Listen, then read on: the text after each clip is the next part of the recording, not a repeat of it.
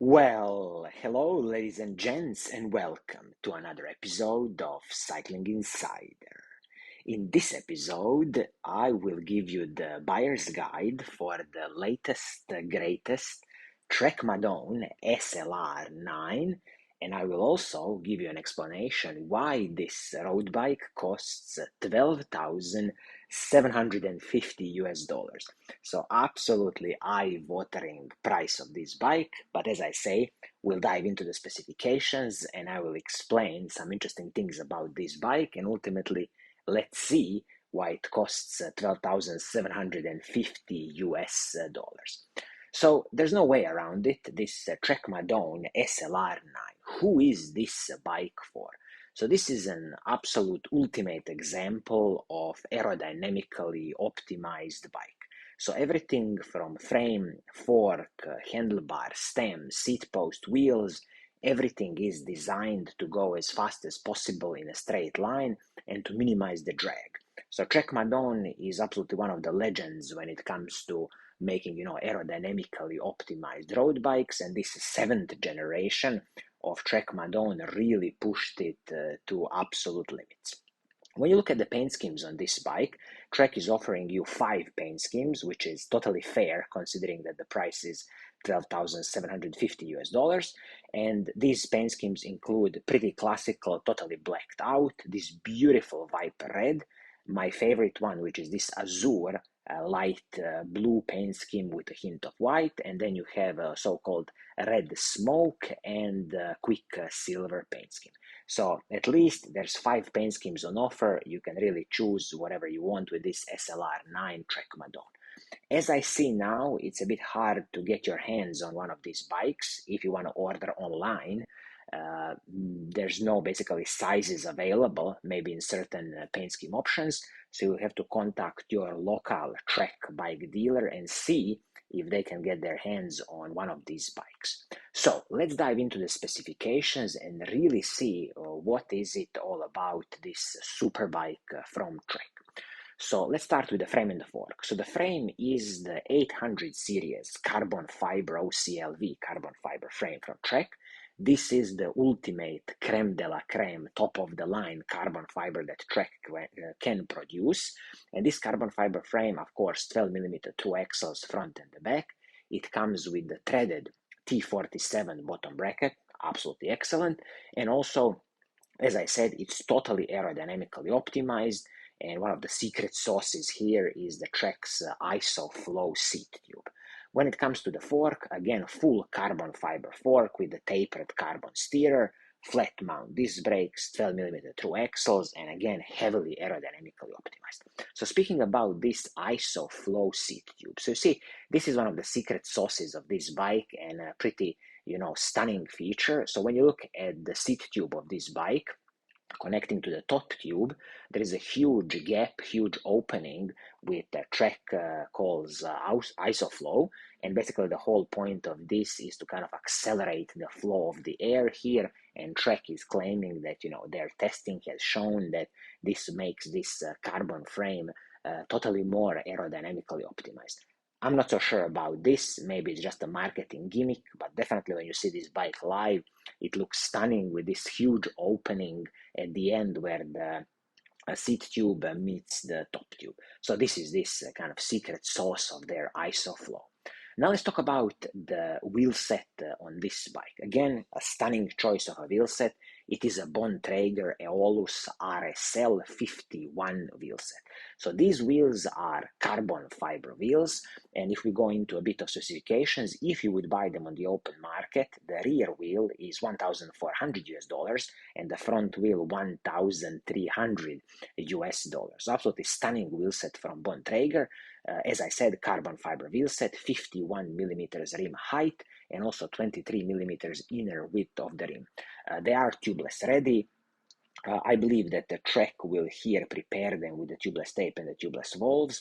And also when it comes to the hubs on these wheels, excellent DT Swiss 240 hubs, basically hubs based on the internals DT Swiss 240, superb system with the ratchet EXP 36 system for DT Swiss, and also DT Swiss aero light spokes, 24 spokes front and the back. Absolutely stunning wheel set. There's no complaints here from me, and I will just mention that the total weight of this wheel set is 765 grams for the rear wheel and 645 grams for the front wheel. So all in, let's call it about 1,450 grams for both wheels. Again, stunning wheel set from Bontrager. And one thing I'm really glad here is that this wheel set doesn't use carbon spokes. It uses classical DT Swiss aerolite spokes, which are superb. And if you break one of those, again, it's going to be easier to replace. One thing that I've noticed here, this wheel set is wrapped in the Bontrager R4 tire. Okay, fine tire, nothing special here, but as I'm noticing here, it's a 25 millimeter tire. This frame can take 28 millimeters tires, so I would definitely, once when you destroy these 25 mil tires, upgrade to the 28 mil tires. The ride is going to be so much more smoother, and I truly believe that considering this wheel set, putting a 28 millimeter tire on this wheel set, it could be even more aerodynamic than this 25 millimeter tires. But again, no complaints here from me when it comes to the wheel set. Stunning Bontrager Aeolus RSL 51 wheel set. Now let's talk about the group set on this bike. Another stunning addition, which is the Shimano's Dura-Ace Di2 group set, the latest, greatest Shimano's 9250 Dura-Ace group set. So shifters, front mech, rear mech, everything is Shimano Dura-Ace. So this is the stuff that professionals are riding. So definitely I can't complain here. It's a superb electronic group set. Just keep in mind that with Shimano, the shifters and the front mech communicate wirelessly, and then you have a connection between the front mech and the rear mech, which is a cable. But since this bike is totally aerodynamically optimized, of course, all the cables are hidden, nothing is outside, everything is internal. When you look at the crankset, again, no cutting corners, Shimano Dura-Ace crankset, 5236 chainrings, which is immediately paired with the Shimano Dura-Ace cassette, 1130 cassette. I will just mention here that you can fit all the way to 1134 cassette on this rear mech, so that's an option you have in the future. As it is now, 1130 cassette, you definitely see that this is designed for going as fast as possible. Threaded bottom bracket T47, excellent stuff. Your local mechanic will love you because it's easy to service. And when it comes to the chain, again, Shimano's Dura-Ace or XTR chain from the mountain bike world, 12-speed chain, totally fine, because again, this group set is a 12-speed group set, so absolutely no complaints here when it comes to the full drivetrain on this bike. This is a professional stuff. This is, as I say, the people who ride Tour de France and other Grand Tours, this is the level of equipment they are using. Let's talk about some of the smaller components, like the seat post and the saddle. So the saddle is the Bontrager Aeolus saddle with the carbon rails. I'm hoping it's going to be good. If you don't like this saddle, okay, easy to replace, put your own saddle. Saddles are always a personal preference. And when it comes to the seat post, of course, aerodynamically optimized carbon fiber seat post. They call it this internal seat mast cap. Again, should be totally fine, should soak up so much of the smaller road bumps. When it comes to the handlebar and the stem, this is an integrated system. So one-piece carbon fiber handlebar and the stem, the Trek Madone's OCLV Carbon. What is interesting here, I see that the width of these handlebars, let's say for the size is 56, 58, which is probably going to be the majority of sizes sold, is 42 centimeters, which is, on the narrower side. Of course, you can fit even narrower handlebars if you want, and this is a classical trick that bike manufacturers are using. The more narrower handlebars you have, of course, the aerodynamic drag is going to be lower and aerodynamics is going to be better. But just keep in mind, one-piece handlebar stem, there's no, fine tuning of your position.